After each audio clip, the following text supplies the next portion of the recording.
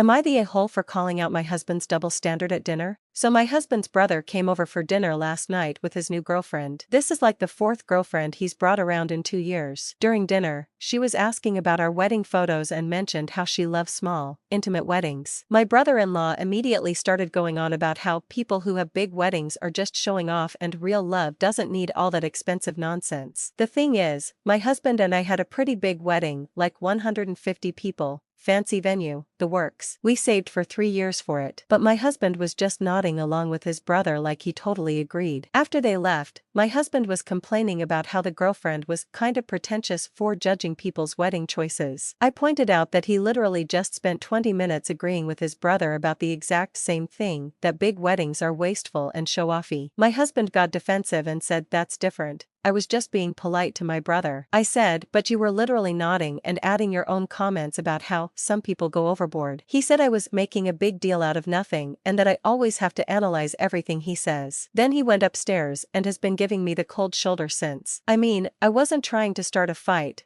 but it seemed pretty hypocritical to judge her for the same opinion he was agreeing with 5 minutes earlier. Look, I get that family dynamics are complicated and sometimes you just go along with things to keep the peace. But it really bothered me that he was essentially talking bad about our own wedding just to agree with his brother, then turned around and criticized the girlfriend for having the exact same viewpoint. It felt like he was more concerned with looking good in front of his brother than being honest about his actual feelings. Maybe I'm being too sensitive about this, but it's part of a pattern where he'll change his opinions depending on who he's talking to, then get upset when I point out